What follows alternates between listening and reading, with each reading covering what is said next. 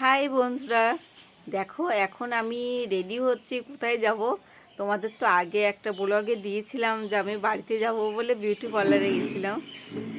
আর এখন আমি রেডি হচ্ছি, কিন্তু একা একা না, এরকম শাড়ি আমার ভালো লাগে না পরতে। একা যে জিনিস আমি সামলাতে পারবো না, আমার খুব অস্বস্তি লাগে। দেখো কিভাবে আমি শাড়িটা ক্যারি করছি। দেখো, এমনি শাড়ি পরতে আমার ভালোই লাগে, কিন্তু শাড়ি পরতেও পারি ভালো করে, কিন্তু খুব দেরি হয় এরকম শাড়ি পরতে। আমার ছেলে বলছে, মা তুমি কি করছো এগুলো? আমি, দেখ না বাবু, আমি ঠিক শাড়িটা পরে উঠবো। বলছে এরকম একা একা পরা যায় নাকি? দেখো, কুচিটা ওইভাবে নিলাম কেন বলো তো? তাহলে কুচিটা ছড়াবে না। না, আমি শাড়িটা পরে নিই। আর সকালেই যাওয়ার কথা ছিল আমাদের, কিন্তু সকালে যাওয়া হলো না। আমরা এখন দুপুরবেলা বেরোচ্ছি। আর দেখো, আমার মেকআপ বলতে সব কিছু ওই একটা ফেয়ার লাভলিতেই চলে। গরমে গরমের ফেয়ার লাভলি, আর শীতকালে শীতের ফেয়ার লাভলি। আর সবাইকে আগের থেকে বলছি সরি, কেন আমি বাড়িতেই এসেই আর কি ভয়েসটা দিচ্ছি, ভয়েস ওভার দিচ্ছি। এর জন্য অনেক গাড়ির আওয়াজটা বা অনেক কথার আওয়াজও উঠতে পারে। আর এই দেখো, আমি রেডি হয়ে গেছি, এবার কানেরটা চেঞ্জ করব। দেখো ফাইনাল কেমন লাগছে। আমি কিন্তু বেশি একটা সাজতে ভালোবাসি না। আর কেমন লাগছে তোমরা অবশ্যই কমেন্ট করে আমাকে বলবে। আর আমরা 4 জনে যাচ্ছি। ঠিক আছে, চলো তাহলে যাওয়া যাক। চলে এসেছি স্টেশনে। গাড়ি আসার টাইম প্রায় হয়ে গেছে। দিয়ে আমি এই ফাঁকা দিকটায় এসে দাঁড়ালাম। এদিকে প্রচুর লোকজন আছে। আর তোমাদের দাদাভাই ভিতরের দিকে টিকিট কাটতে গেছে হয়তো।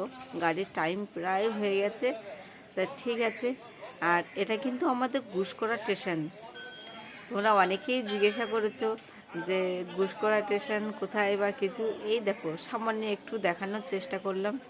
আর একা একা ভালো লাগছে না, দিয়ে একটু হাত নাড়ানাড়ি করলাম। ঠিক আছে, চলো, ট্রেন চলে এসছে।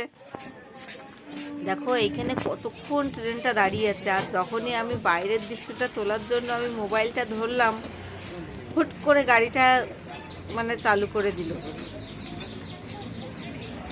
চলো তাহলে, আর একটু পরেই নামবো। নেমে কি বাড়িতে চলেও এসছি। দেখো, আর এসে দেখি কি আমার বৌদি ওদিকে কষা মাংস, আর এদিকে মা তেলে পিঠে ভাজছে। তোমরা এটা কি নাম বলো জানি না, আমাদের এদিকে তেলের পিঠেই কিন্তু বলে। তেল দিয়ে বানায়, চালের গুঁড়ি দিয়ে পিঠে। তা খেতে বসে গেছি। আর ওইদিকে আমার বাবা খায় পিঠে। আর দেখো কে নিতে আসছে। দেখো, আমার ছোট ভাইজি পিঠে নিতে আসছে।